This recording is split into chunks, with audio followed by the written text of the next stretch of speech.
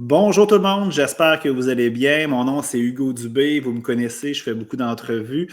Aujourd'hui, j'ai l'occasion de faire quelque chose de différent. Vous le savez, j'organise des voyages d'aventure avec ma compagnie d'Encabal. Avec Encabal, on fait des voyages partout dans le monde, principalement en Amérique latine. Puis je fais beaucoup d'activités, des séances d'information pour pouvoir présenter mes voyages. Puis là, je drop des noms rapidement, là. Guatemala, Costa Rica, Pérou, Colombie, Mexique, c'est des places, des destinations qu'on va régulièrement. Puis à chaque fois que je fais une séance d'information, bien, plusieurs personnes me posent des questions. OK, Hugo, c'est quoi les vaccins? Qu'est-ce que tu nous recommandes? C'est quoi les médicaments aussi pour vivre une aventure plus sécuritaire, mais aussi avoir plus de plaisir sans avoir de tracas? Fait que là, moi, comme vous me connaissez, je suis un aventurier. Je ne suis pas trop stressé dans la vie. Fait que moi, je parlais beaucoup plus avec mes expériences de vie, mes expériences de voyage. Fait que j'ai décidé de faire quelque chose de plus structuré. J'ai décidé d'interviewer Jessica Guérette, qui se trouve être une pharmacienne certifiée. Elle va nous parler d'elle dans quelques secondes. Puis, dans le fond, on va échanger c'est quoi les vaccins qui devraient être pris en considération avant de voyager. Puis, c'est quoi les médicaments qu'on devrait apporter ou connaître les noms. Parce que vous savez, les voyages que je fais, oui, c'est des voyages d'aventure, mais on ne va pas à des places où on va vous mettre en danger, que votre vie est en péril. Il y a des pharmacies un peu à gauche et à droite dans les villes. Fait que des fois, ça fait du bien de connaître les noms des médicaments pour pouvoir, s'il arrive quelque chose, bien, dans le fond, nous rassurer. Fait que merci, Jessica, d'avoir accepté mon invitation. Merci beaucoup. Premièrement, j'aimerais ça peut-être que tu parles un peu de toi. OK, c'est quoi tu fais dans la vie? C'est quoi un pharmacien aussi? Peut-être, c'est pas tous les gens qui connaissent ça. Je sais que vous êtes capable de faire des prescriptions aussi. Fait que nous parler un peu de ça, puis tu pourrais aussi parler de l'entreprise pour laquelle tu travailles. Puis Jessica travaille aux Jean Coutu de Rivière-du-Loup. Vous le savez, je suis originaire de Rivière-du-Loup. Fait que c'est sûr et certain que je voulais faire la promotion d'une entreprise de par chez nous. Alors, Jessica, je te laisse la parole pour quelques secondes. Oui, bonjour à tous. En fait, oui, je suis pharmacienne depuis déjà presque 5 ans, même limite plus. Là. Donc, 2018, pharmacie Jean Coutu depuis le départ. C'est ma pharmacie vraiment fétiche depuis le tout début. On est situé sur la Fontaine à Rivière-du-Loup, vraiment une pharmacie centrale. Puis, on a différents services, dont justement tout ce qui est en lien avec le santé-voyage. Certains pharmaciens, ce ne le sont pas tous, mais moi, j'en fais partie. On va offrir la vaccination. Et bien évidemment, avec nos nouveaux actes professionnels qu'on peut faire, bien oui, on peut faire la prescription pour tout ce qui est en lien avec le voyage, que ce soit la diarrhée du voyageur, la maladie aiguë des montagnes lorsqu'on va faire des ascensions. Même là, si on parle de la mise à jour des carnets de vaccination, c'est tout le temps variable d'une pharmacie à l'autre, qu'est-ce qui peut être offert. Là. Ça, c'est à vérifier avec la pharmacie avec laquelle on fait affaire.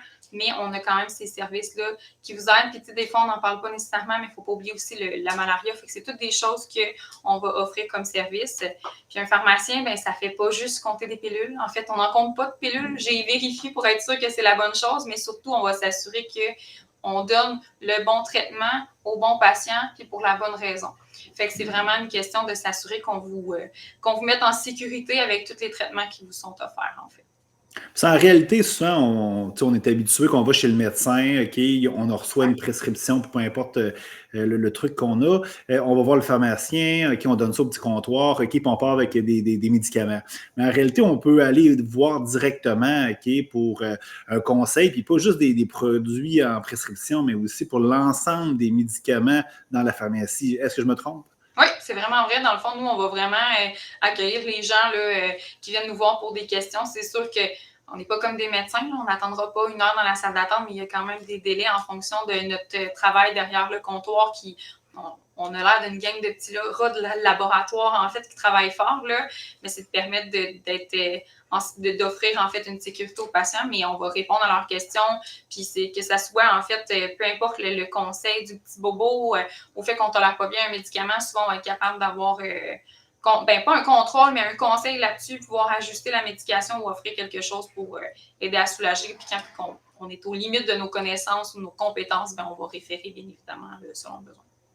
Super. Fait qu'on va démystifier un peu ta profession, c'est le fun. Ouais. Là, dans le fond, je veux qu'on parle un peu des vaccins et des médicaments, mais avant, Ouais. là, c'est sûr que dans le fond, le monde est très grand, OK? Ouais. C'est impossible de traiter tous les pays, OK? Puis nous, en cavale, on va aller beaucoup plus en Amérique latine. Okay? Quand on parle d'Amérique latine, là, c'est l'Amérique, le Mexique, là, dans l'Amérique du Nord, l'Amérique centrale, l'Amérique du Sud. Là, fait que j'aime ça dire l'Amérique latine. Fait qu'on va se concentrer un peu plus là-dessus.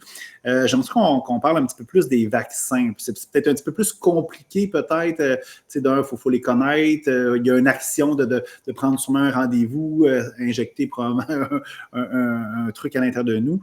Fait que j'aimerais ça que tu nous parles un petit peu de qu'est-ce que tu nous recommandes comme vaccin.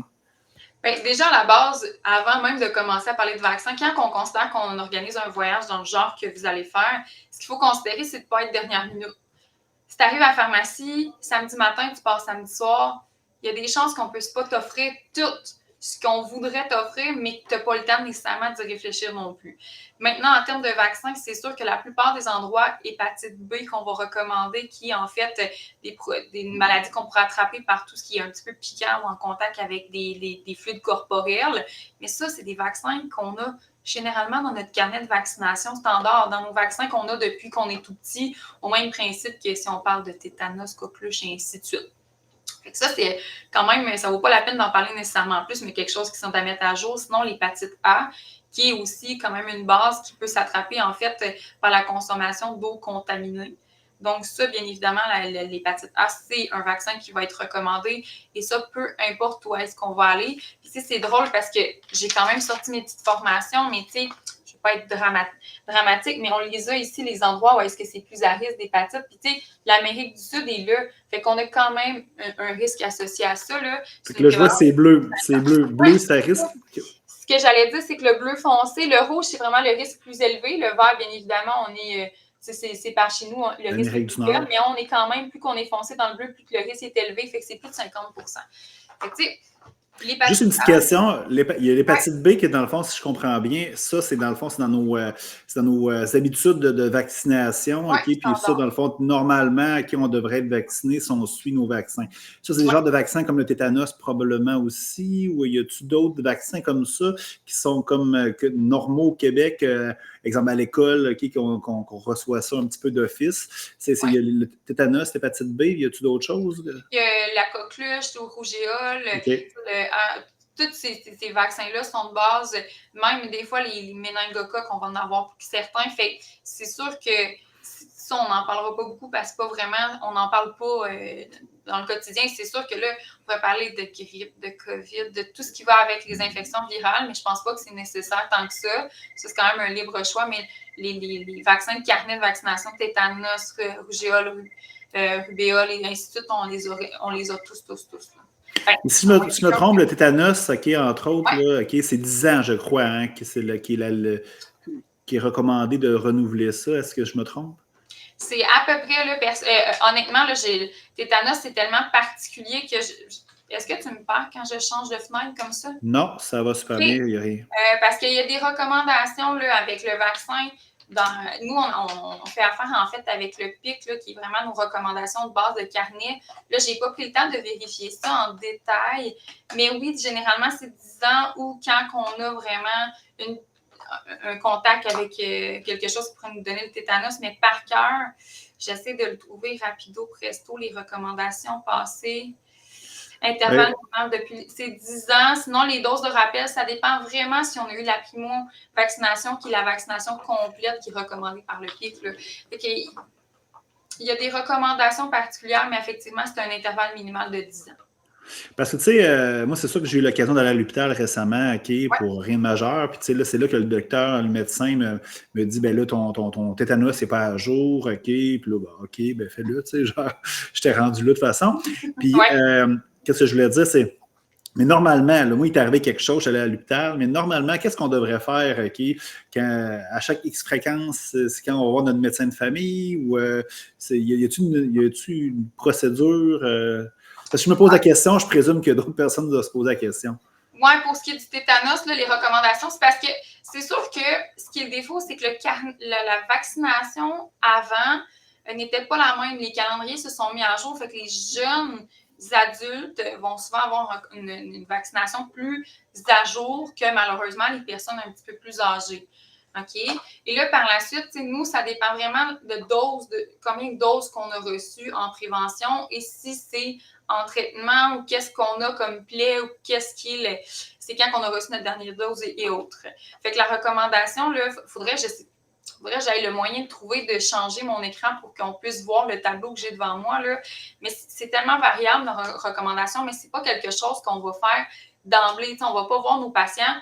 Ça fait 10 ans, tétanos, faut le mettre à jour. On n'est plus dans cette recommandation-là aussi claire. Je comprends. Souvent, les gens, malheureusement, on va les voir et bien, en fait, ils vont aller consulter à l'urgence pour une plaie qui se sont faites dans XY contexte, puis c'est là que ça va être mis à jour davantage. Je comprends très bien. Ouais. Là, tu parlais d'hépatite B, qui est comme plus un vaccin qui est traditionnel au Québec, au Canada. Mais l'hépatite A, si je comprends bien, puis souvent on voit des publicités dans le temps, là, pendant la période de voyage, là, qui disaient, bon, tu vas dans le sud, il faudrait que tu te fasses vacciner. Fait que ça, c'est dans le fond, ça, c'est complètement, là, c'est pas régulier là, pour nous au Canada. C'est quelque chose qu'il faut aller chercher en supplément. Encore là, ça dépend. Les jeunes, maintenant, souvent, les vaccins vont être combinés hépatite A, hépatite B. Fait qu'ils vont souvent déjà l'avoir. Fait qu'on n'aura pas besoin de faire de dose de rappel ou autre. La vaccination complète, souvent, nécessite plus qu'une dose, va déjà être administrée complètement. Là. Sauf que des personnes, malheureusement, qui sont sur, on appelle ça un calendrier de vaccination standard, là, qui sont sur l'ancien calendrier, ben là, ça veut pas dire. Puis encore là, c'est pas parce que moi, je l'ai eu que mon collègue à côté va l'avoir, parce que ben, peut-être que sa mère va avoir dit non ou lui va avoir refusé, il n'aura pas consenti à la vaccination, que moi, oui. Fait que ça, c'est tellement dépendant d'une personne à l'autre que généralement, quelqu'un qui ne sait pas, nous, on va aller soit chercher le carnet de vaccination, là, le fameuse petite patente avec des petits collants qu'on avait quand on était jeune, qu'on mettait à chaque fois qu'on avait des collants de vaccin, ou sinon, on a accès au registre de vaccination du Québec, les pharmaciens, ce qui nous permet en fait de voir l'historique de vaccins. Ouais, ça, c'est ma deuxième question. Ma troisième question, je ne sais pas où je suis rendu, mais parce que moi, sérieusement, là, j'ignore complètement où je suis rendu dans mes vaccins. Fait que vous avez un registre qui est public que vous pouvez aller vérifier. C'est bien ça? Oui, c'est ça exactement. Fait qu'on voit vraiment les vaccins. Puis comme moi, que j'administre un vaccin, mais il faut que je l'indique là-dessus que mon patient a reçu tel vaccin à telle date et tout ça. Fait que c'est sûr que c'est quand même récent. Fait qu'est-ce qu'on a toutes les informations? Pas encore. Jeune patient encore là, ben, il y a plus de chances qu'on les ait tous qu'un patient un petit peu plus âgé. Mais de façon générale, les informations sont là-dessus. Sinon, le fameux carnet de vaccination où est-ce que l'infirmière signait, c'est vraiment notre seul repère. Si on n'est pas sûr, ben là, on va évaluer les ben, c'est bien qu'il y ait un truc informatique sur le fameux carnet de vaccins. Là. Moi, si tu me demandes où qui est, là, je vais dire sérieusement, j'en ai aucune idée. Il est sûrement encore chez mes parents. Bien caché au fin fond des décombres. Effectivement. Bon, on parlait d'hépatite B, hépatite A. Y a-t-il d'autres choses que tu recommanderais? Pas d'emblée. Dans le sens que c'est les recommandations les plus importantes. Après ça, selon les pays, ben, il y a toujours la question de certaines maladies qui sont transmises par les moustiques. Où est-ce qu'on pourrait avoir des vaccins? Fièvre jaune, on la passe parce que c'est pas vraiment dans les coins où est-ce que vous allez en Amérique. C'est plus l'Afrique, je crois, la fièvre jaune. Est-ce que c'est possible? Oui, exactement. Fait que, c'est pour ça que ça, je passe vite, bien évidemment. Puis, tu sais, je vais juste mentionner pour les gens qui nous écoutent, il y a même certains pays d'Afrique on est obligé d'avoir le vaccin pour rentrer dans le pays. Fait que c'est vraiment grave comme pandémie là-bas, sûrement. Là, sinon, ils n'exigeraient pas ça. C'est ça. Fait que c'est pour ça que j'en parle pas vraiment parce que vous n'allez pas vraiment dans ce coin-là. Mais oui, la fièvre jaune, il y a des endroits où est-ce que le vaccin est complètement obligatoire. Maintenant, dans l'Amérique du Sud, il y a peut-être l'encéphalopathie japonaise, mais honnêtement, là, on n'est pas là. On n'est vraiment pas là. Pas à recommander d'emblée le vaccin. Moi, je ne l'ai jamais fait. Il faut vraiment aller à des endroits ciblés. Et ça, on a des références pour ça. Nous, on va soit aller chercher des références américaines ou plus canadiennes qui vont nous dire tel pays, on s'en va où, quels sont les risques associés, c'est quoi les recommandations. Et après ça, on a soit les recommandations de base de se protéger contre les piqûres de moustiques ou ben non, ben là, si la vaccination est recommandée. Mais là, j'ai pris le temps, en fait, de faire un peu le tour de différents pays où est-ce que vous allez. Puis la plupart du temps, c'est pas des recommandations, il n'y a pas d'obligation. Fait que c'est pas quelque chose que je vais vraiment aborder parce que hépatite A, hépatite B, si on a à retenir deux qui sont quand même essentiels, c'est pas mal là.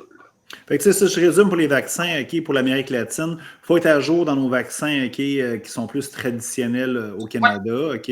Hépatite B, hépatite A, OK, qui est quand même assez important. ouais, Effectivement, moi, je suis d'accord avec ça. Puis je le mentionnais à mes participants habituellement. Fait que ça, c'est ouais, super intéressant. Autre que les vaccins, OK, bon, ouais. dans la médication, OK, qu'on devrait, on commence par, tu sais, c'est sûr qu'on, qu'est-ce qu'on devrait apporter, OK, d'emblée avant de partir en voyage. Puis c'est toujours plus facile, même si c'est des pharmacies là-bas sur place, ben, c'est toujours plus facile de l'avoir dans son sac à dos que, dans le fond, d'attendre quelques heures avant de trouver une pharmacie. Qu'est-ce que tu nous recommandes comme médicament ou comme crème ou peu importe? Ouais. Ben, en fait, même avant, on va comme parler de la diarrhée du voyageur. C'est pas mal le point central, surtout en Amérique du Sud, en Amérique latine. Mais il y a le vaccin, je ne sais pas si on en a entendu parler, le fameux vaccin pour la diarrhée du voyageur. Non, moi, j'ai jamais entendu parler. Là. Jamais entendu te parler, ça tombe Non. bien parce que c'est pas vraiment le plus intéressant des vaccins. En fait, ce qu'on OK. va avoir, honnêtement, on a un vaccin qui est pour la diarrhée du voyageur. Puis durant les périodes de voyage, généralement, là, on a un peu voyons, ça va passer beaucoup à la télévision, on va vraiment avoir beaucoup d'informations là-dessus, va passer le fameux Ducoral. OK. Ducoral, qui est un vaccin qui est fait pour, oui, la diarrhée du voyageur et tout ça, qui est à prendre par la bouche, là, pas une piqûre.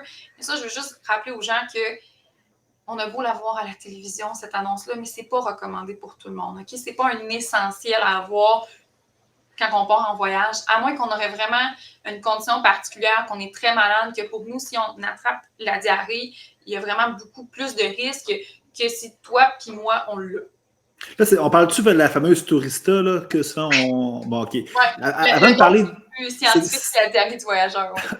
Oui, sûrement. Ouais. C'est quoi, là, dans le fond, juste pour nous décrire comment on attrape ça, peut-être, OK? Puis c'est quoi les symptômes? Là, on parle de diarrhée, mais je pense que ça va plus loin que ça. Mais je te laisse. C'est quoi les conséquences aussi? Là, comment on se déshydrate rapidement? Il fait chaud aussi dans ces pays-là. Et je te laisse y aller un peu pour juste Ouais. démystifier un peu c'est quoi cette maladie-là. Oui, donc diarrhée du voyageur, qui est une diarrhée qu'on va attraper en consommant soit de l'eau, des aliments qui sont contaminés. Fait qu'on prend de l'eau du robinet, pour exemple, du brosser les dents pour boire un verre d'eau, ce qui n'est jamais recommandé. On va consommer des produits laitiers non pasteurisés. C'est rare que je vais dans le sud puis je vais prendre du lait là-bas. Honnêtement, pas sûr. Ou ben non, au PDP, souvent, ils vont même recommander d'éviter la consommation de fruits ou de légumes qui sont déjà coupés, qui ont été manipulés. On va préférer avoir des fruits complets. Par exemple, une banane, au lieu d'être coupée, elle va vraiment être encore avec la pleure. Je fais une petite parenthèse. Moi, je dis aux gens, c'est souvent, comme des fameuses mangues ou du lait de coco. Si tu n'en prends pas au Québec, OK, puis tu changes ton habitude, OK, c'est des mangues.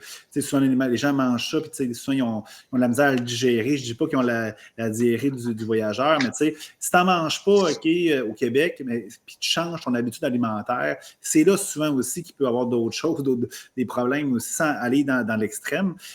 Puis Ouais. moi, au niveau de l'eau, moi, je recommande toujours, OK, même de l'eau du robinet, je recommande toujours une gourde filtrante là, qui filtre peut-être 99% des bactéries. C'est déjà mieux parce que quand même, des fois, il faut boire. OK? Puis Oui. souvent, ben, ça évite d'avoir ce genre de problème. Même si c'est marqué eau potable, là, ben, souvent, c'est de l'eau qu'on n'est pas habitué à ce type d'eau-là aussi.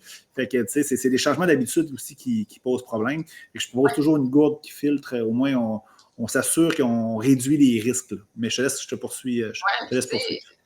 Juste l'été, là, souvent, on va manger plus de fruits, on va manger plus de framboises, tout ça. Ben, il y a des bonnes chances qu'on ait des diarrhées. Mais là, ça va vraiment au-dessus de ça, dans le sens que oui, on peut avoir des diarrhées parce qu'on a mangé un fruit qu'on n'est pas habitué de manger, mais il y a aussi le risque, en fait, qu'il y ait des bactéries là-dedans. Et ce que ça va faire, bien évidemment, un peu comme l'exemple de la gastro, quand on a la gastro, on s'entend que le corps essaie de se vider pour nettoyer, en fait, nos intestins.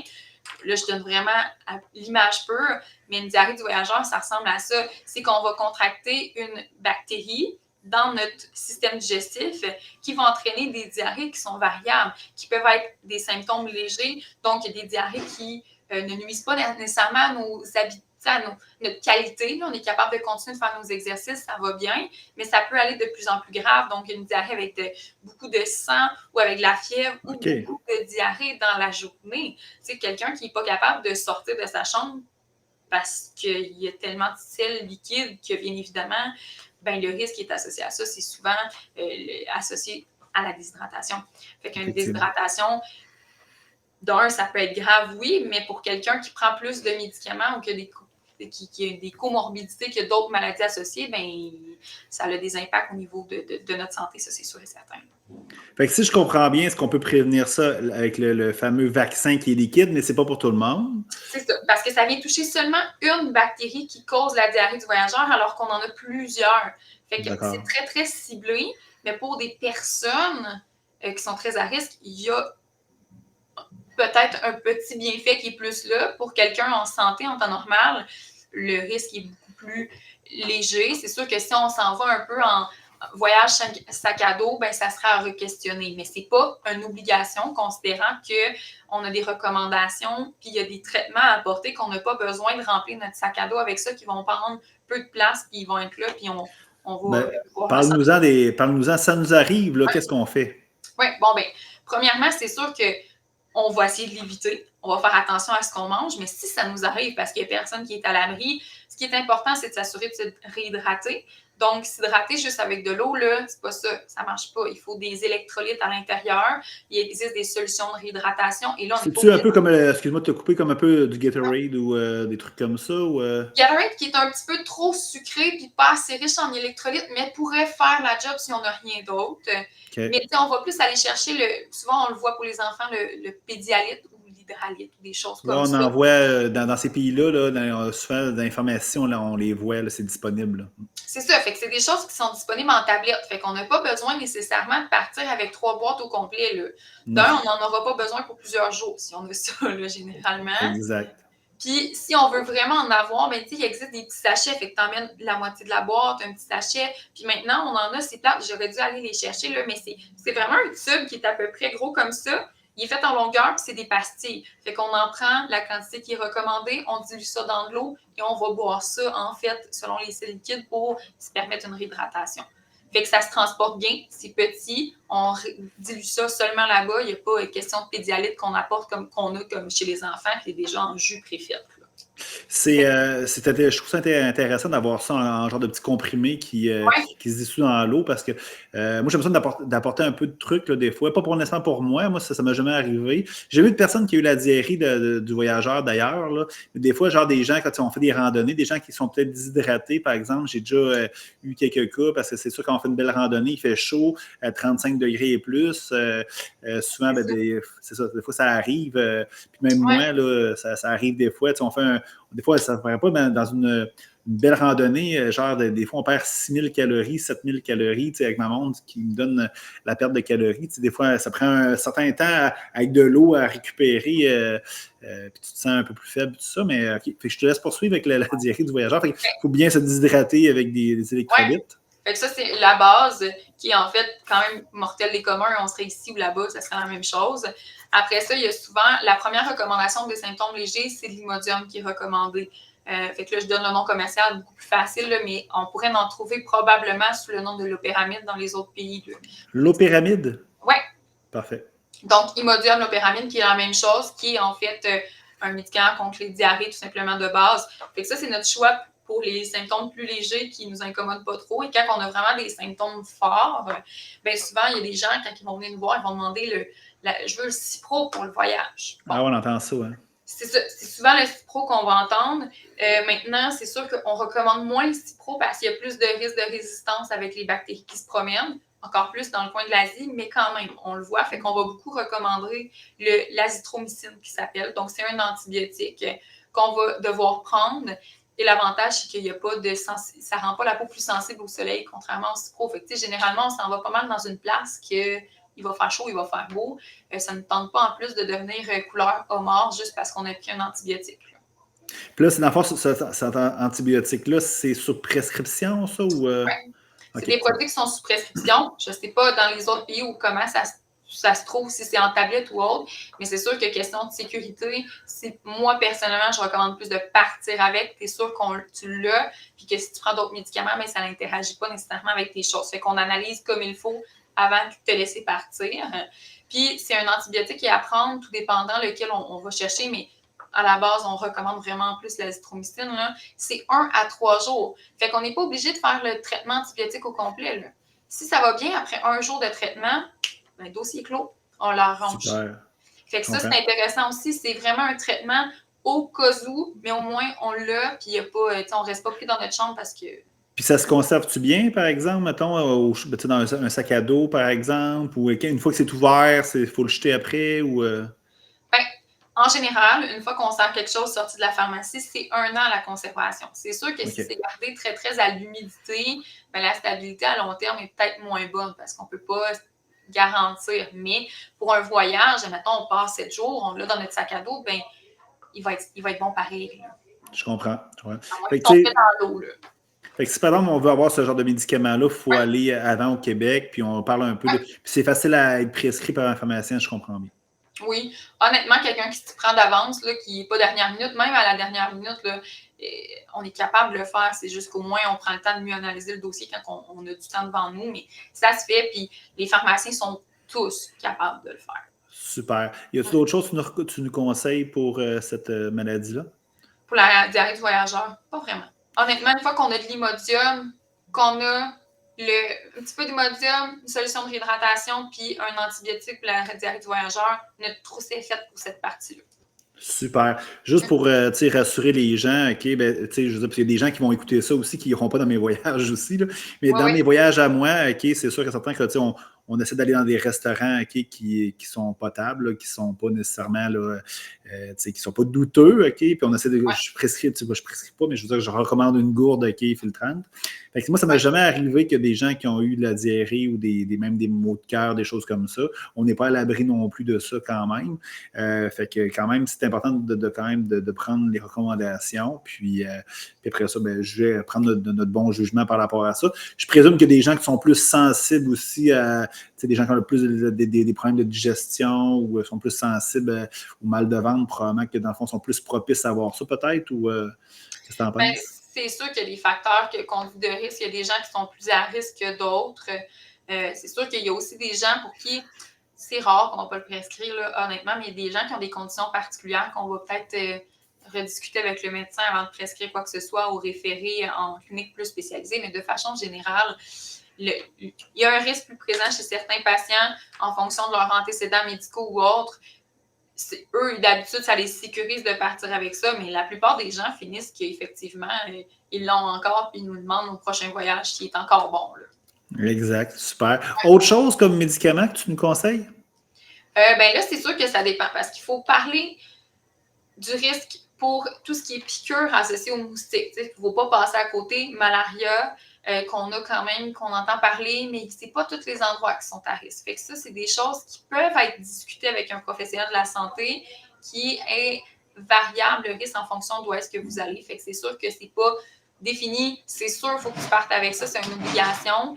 Ce qu'on appelle les mesures non pharmacologiques, nous, qui n'est pas médicamenté, s'applique pour tout que ce soit la diarrhée du voyageur en ne consommant pas de l'eau qui est contaminée, bien évidemment, en faisant attention à ce qu'on mange, ou tout ce qui est prévention des piqûres de moustiques, on est capable de prévenir ça quand même. On n'est pas à 100%, mais si on se protège, c'est déjà bon. Fait que c'est sûr que si vous allez dans des endroits où est-ce qu'il y a plus de moustiques ou dans des endroits un peu plus de forêt ou autre, ben on va recommander un chasse-moustique de base, là, au moins. Dans le meilleur des mondes, on peut avoir des vêtements longs aussi. C'est plus des recommandations de base, pas une obligation de partir avec. Et ça, c'est à réévaluer en fonction vraiment de l'endroit où est-ce qu'on va. Fait que si je comprends bien, là, la prévention des moustiques qui Oui, vont avoir un chasse-moustique. un chasse-moustique, je cherchais Oui, le terme, OK. Je partais pour dire un anti-mouche, OK. Ben, dans le fond, oui, oui. quand même bon, OK, pour éviter ça. Puis moi, je le recommande déjà en partant. Pas nécessairement que beaucoup de moustiques. Moi, ce que je voyais beaucoup, là, c'était vraiment des petites puces de sable, souvent. Des fois, on va dans des places où il y a des belles plages, OK, puis souvent, on va méditer sur les plages, exemple, une demi-heure, 1 heure. Puis souvent, c'est là que je vois, OK, ou sur des coussins, souvent comme sur des places où on peut dormir ou se coucher, des hamacs, des trucs comme ça, qui piquent assez intense quand même, dans le sens que ça fait pas mal nécessairement, mais on se gratte beaucoup. As-tu quelque chose contre la démangeaison? C'est du Benadryl ou des trucs comme ça? Ou, Pour des symptômes plus sévères, on peut aller justement chercher des produits comme le Benadryl pour calmer les démangeaisons. Ça peut être utile aussi si on aurait une réaction allergique quelconque. Pour une réaction qui est plus cutanée, on peut aller chercher de l'hydrocortisone en crème. OK. qui est vraiment un produit qui va calmer la rougeur, les démangeaisons aussi. C'est sûr que ça, c'est personnalisé en fonction de qu'est-ce qu'on veut prévenir. Parce que moi, là, vous m'emmenez aujourd'hui, puis vous voulez une trousse complète de voyage, je peux vous sortir 1001 patentes. Mais le sac à dos va être plein. Fait qu'il faut aller vraiment aller chercher des priorités de qu'est-ce qu'on veut et toujours se rappeler qu'on ne pourra pas tout prévenir, mais que souvent, comme qu'on disait un peu en introduction, c'est qu'il y a quand même des choses qui sont disponibles en pharmacie aussi. Mais Effectivement. Benadryl, c'est quand même une bonne recommandation parce que si on réagit, fait une réaction cutanée qui est vraiment incommodante, au moins on a ça en stand-by qui peut fonctionner. Effectivement. Puis moi, il faut comprendre aussi, j'apporte beaucoup plus de trucs que les autres. Comme ce je constate beaucoup souvent, c'est que dans les routes, on fait beaucoup de transport pour aller se promener et aller visiter des pays. Fait que souvent, on fait de l'autobus, puis de l'autobus dans des chemins, puis des routes assez sinueuses. Puis je constate que moi, c'est pas mon cas, mais il y a des gens qui ont des fois, ils ont des maux de cœur. Fait que j'apporte toujours des Gravol. Est-ce que c'est un bon médicament pour ça ou tu recommandes d'autres choses? Ou... Oui. Gravol qui est une option parfaite pour tout ce qui est nausée de transport. Donc, on peut avoir ça. Bien évidemment, il y a la version vraiment médicamentée qui est le fameux vrai Gravol qu'on connaît qui peut endormir un peu. Quand même plus efficace, bien évidemment, si on le prend un petit peu avant le transport, surtout si on se connaît pour être nauséeux dans ces conditions-là. Il y a toujours le Gravol gingembre aussi qui peut être une option, mais là, l'efficacité est variable d'une personne à l'autre, d'une condition à l'autre. Mais le Gravol est quand même quelque chose qui peut être mis dans notre sac à dos, qui ne prend pas beaucoup de place parce qu'on n'a pas besoin d'en emmener un paquet de 40. Là. Un format de 10 peut être bien suffisant. On a ça, fait que si on arrive, qu'on est sur un bateau, tout dépendant qu'est-ce que vous faites en transport, mais au moins, si ça nous arrive, il y a quelque chose pour nous soulager un peu pour qu'on puisse continuer à faire notre voyage. Là. Super. Ben, ça arrive et ça arrive. Ça, je le constate régulièrement. C'est pas comme je dis, c'est pas mon cas à moi, mais sur un groupe de 10-12, absolument, il y en a toujours 3-4. Puis je constate que les gens, quand ils voient la route, c'est moins pire que s'ils sont en arrière de l'autobus puis ils ne voient pas la route. C'est peut-être psychologique, là, mais c'est un peu le constat que je fais. J'essaie de mettre les gens en fonction là, de leur état, là, puis ça se passe un petit peu mieux. J'apporte toujours des Gravol, justement, parce que je me rends compte que c'est un problème. Souvent, on fait des randonnées en altitude. Là, j'essaie d'acclimater les gens. Exemple, au Pérou, qui est la majorité des villes, comme c'est sûr que Lima, c'est à l'égalité de la mer, mais quand on va à Cusco ou Machu Picchu, c'est en haut de 2000 mètres. Je constate que même 2300 mètres rendu à Puno, au lac Titicaca, je constate que les gens, souvent, commencent à être étourdis un petit peu. Rien de majeur un peu, mais le souffle plus court, tout ça. Puis si on est allé à des places, des fois, là, à 4000 mètres, 5000 mètres aussi, dans des randonnées, où que là, c'est vraiment plus difficile. C'est sûr qu'il y a des gens, il y a un peu de préjugés là-dessus, des médicaments qui se prescrivent, je crois. Il y a quand même beaucoup d'effets secondaires, ce que j'ai compris. Moi, j'essaie d'acclimater les gens qui dans des zones, on monte à 1500 mètres, après à 2000 mètres, on y va graduel pour s'habituer. Nous, au Québec, là, je veux dire, on va au Mont Mégantic, c'est 1100 mètres. On va au Mont Albert, c'est 1000 mètres. On n'est pas habitué à ce genre d'attitude-là. Qu'est-ce que tu conseilles? Bien, ça dépend vraiment de la condition où est-ce qu'on se trouve. Nous, on peut d'ailleurs, en tant que pharmacien, aller chercher un traitement, une prophylaxie pour ce qu'on appelle le mal-aigu des montagnes. C'est sûr que ça dépend de la durée du séjour aussi. Si on fait un passage en haute altitude au-dessus de 2000 mètres de plus de 24 heures, bien là, bien évidemment, il y a des recommandations de traitement qui peuvent se donner, qu'on peut donner de deux façons, en fait. En prophylaxie, donc, on va prévenir, apprendre avant de monter. Ou ben non, il y a les traitements à prendre qu'on va prendre seulement si on a des symptômes. Je comprends. J'en ai pas. Honnêtement, c'est pas quelque chose qu'on passe à Rivière-du-Loup à tonnes. Mais il y a des patients qui vont vraiment préférer de le prendre. Tant qu'à prendre quelque chose en prévention, déjà que des fois, on va venir parler du traitement pour la malaria, qui peut avoir aussi, comme tout traitement, des effets secondaires. Rajouter un traitement prophylaxique, c'est pas tout le monde qui va y aller comme ça. Il y en a qui vont vraiment juste attendre, en fait, que les symptômes soient un petit peu présents, tout dépendant, pour débuter le traitement. Et il y a différents traitements qui se prescrivent. Il y en a certains que nous, on ne peut pas prescrire, les pharmaciens. Fait que principalement, lui qu'on va prescrire, c'est vraiment lui qu'on appelle, c'est le nom scientifique, là, je m'en excuse, mais l'acétazolamide. On va voir des fois des traitements de cortisone ou du fameux sildenafil qui est originalement le Viagra, mais ce n'est pas quelque chose qu'on passe. C'est des cas exceptionnels qui vont surtout être évalués en clinique voyage plus spécialisée, dans des cas d'ascension qui sont plus importantes. Mais pour nous, les pharmaciens, l'acétazollamine, c'est lui qu'on va prescrire, mais on n'est pas obligé de le prendre en prophylaxie. Il y a 2 options. On le prend vraiment en prévention ou en traitement. Moi, je dirais que c'est au niveau de l'altitude, c'est là que les gens souvent ils ont peur, puis il y a beaucoup de préjugés. Moi, personnellement, en y allant graduellement, Ouais. je constate que les gens, même quand ils achètent un des médicaments, là, je ne sais pas le nom, qu'est-ce qu'ils achetaient là, à Ouais. l'époque, mais qu'est-ce qui arrive, je constate qu'ils ne le prennent pas. Puis ça se passe quand même bien, malgré que des fois on peut être étourdi ou c'est sûr que c'est dans un volcan puis qu'on monte à pic, c'est sûr que dans le fond on est essoufflé déjà d'emblée en plus l'altitude. Fait que, mais tu sais, on y va tranquillement puis ça se passe quand même assez bien. J'ai jamais eu personne qui a eu de malaise ou de trucs comme ça.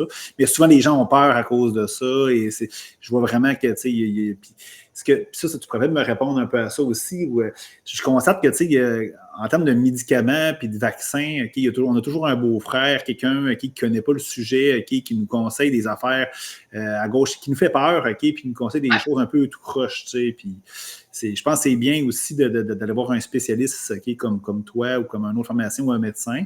Puis tu sais, il y a l'autre revers de la médaille aussi, c'est que dans le fond, si je vais voir un pharmacien, vas-tu me prescrire trop de choses, tu sais, comme l'appât du gain ou des trucs comme ça? C'est quoi, comment tu vois ça? Ben, moi, là, je ne suis pas une pharmacienne d'obligation. À un moment donné, j'ai ma responsabilité. Je t'ai parlé du risque de diarrhée du voyageur. Je t'ai parlé du risque de malaria. Mettons qu'on met ça au pire, là. Je t'ai parlé du risque du mal aigu des montagnes. Ton voyage contient ces risques-là et même on pourrait aller plus loin là, avec toutes les autres piqûres, l'hépatite A, l'hépatite B qu'on inclut, qu'on a parlé au début. Mais par la suite, c'est au patient de prendre sa décision. Il n'y a aucune obligation là-dedans. Là, bien évidemment, on parle toujours de risque-bénéfice, fait que je vais aller présenter les risques aux patients de le prendre ou de ne pas le prendre. T'sais, les deux ont des avantages, les deux ont des inconvénients. C'est sûr que quelqu'un qui s'attend à ce que tout médicament n'ont pas d'effet secondaire ou il va essayer d'aller chercher un produit de santé naturel en considérant le fait que, vu que c'est naturel, il n'y a pas d'effet secondaire, on est loin de ça.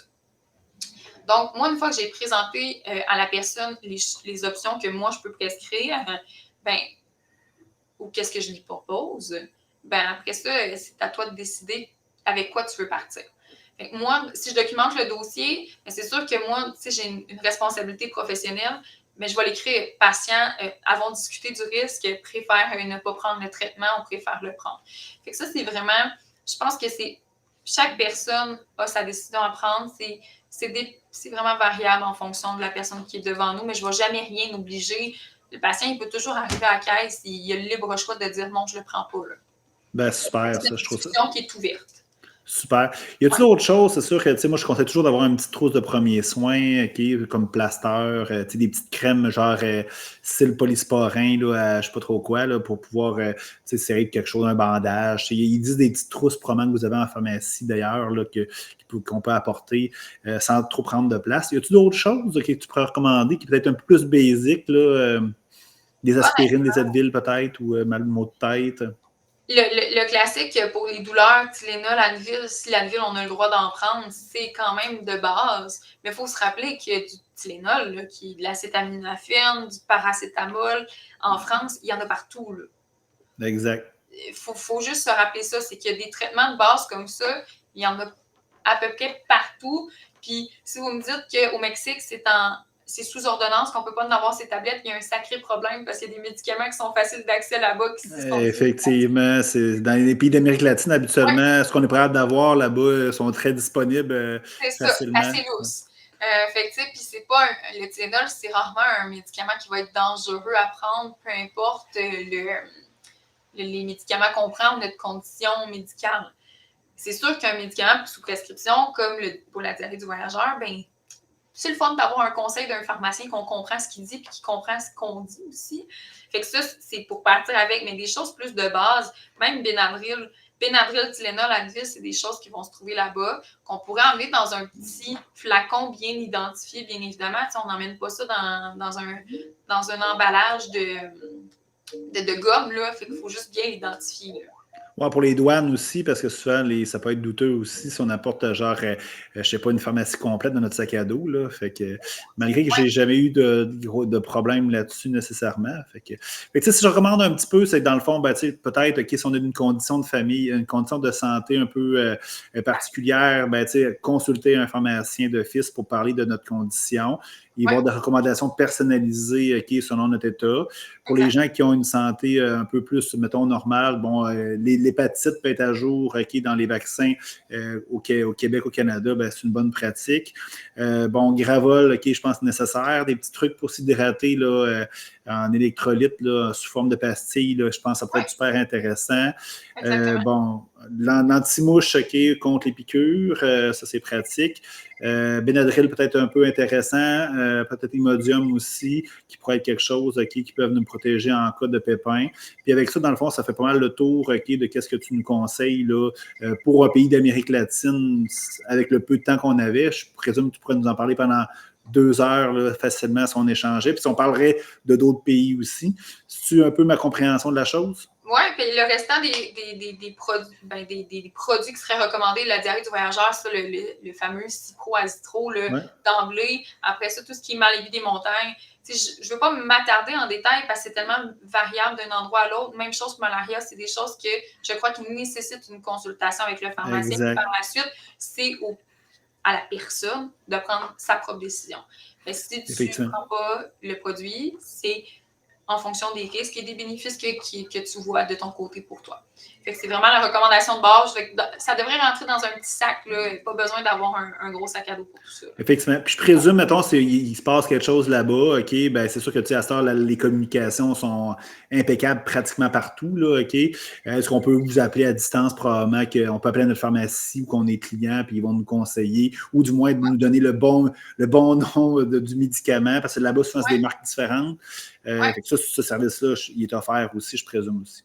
Tant que la personne appelle pour un conseil pharmacien, on est capable de tout faire, peu importe la personne est où. C'est sûr que des fois, même nous, on va être un peu mêlés si tu me dis un nom de médicament qui vient du Mexique, mais avec Internet, on finit par tout trouver. Là. Fait qu'il y a toujours moyen de nous rejoindre et d'avoir les détails pour essayer de mieux vous traiter en fonction de la condition qui se passe. Effectivement. Je conseille toujours aux gens aussi d'avoir une assurance maladie de voyage pour couvrir le séjour. J'ai jamais vu personne qui l'a pris jusqu'à maintenant, mais c'est toujours pratique s'il arrive quelque chose. Les frais attachés à une hospitalisation doivent être assez majeurs là, quand on est à l'étranger. Fait que c'est ça. Puis c'est rassurant d'avoir ça aussi. Puis souvent, c'est jumelé aussi avec une assurance cancellation si notre billet d'avion, par exemple, il y a une problématique ou peu importe. Fait que ça, c'est toujours pratique. Fait que merci beaucoup, Jessica. J'ai trouvé ça super intéressant. Je trouve que tu as bien vulgarisé ça aussi pour qu'on comprenne très bien un peu la situation et tout ça. Fait que merci. Puis je te souhaite une belle journée. Puis au plaisir de se reparler dans d'autres conditions. Ben oui, merci à toi. Puis bon voyage aux gens, en espérant en fait d'avoir répondu pas mal aux questions. Sinon, oui. votre pharmacien il est là. Effectivement, sinon je vais te faire revenir. Si vous avez des questions là, ou des commentaires, souvent c'est en direct, qu'est-ce que je fais comme entrevue. Là, c'est en rediffusion, mais si vous avez des questions ou des commentaires, vous pouvez m'écrire, puis à la limite, là, je pourrais faire revenir Jessica. Ou si, par exemple, j'offre d'autres types de voyages, je sais que je voulais faire le Népal, puis ça n'a pas fonctionné, mais je voulais faire le Népal en 2024. C'est un pays qui est différent de ce qu'on est habitué. Je voulais aller faire aussi la Thaïlande. Fait que si je refais d'autres destinations comme ça, on pourrait faire une entrevue beaucoup plus basée sur ces pays-là. Alors, merci beaucoup, Jessica. On se reparle très bientôt. À la prochaine. Bonne journée à toi. Bye bye. Bye bye.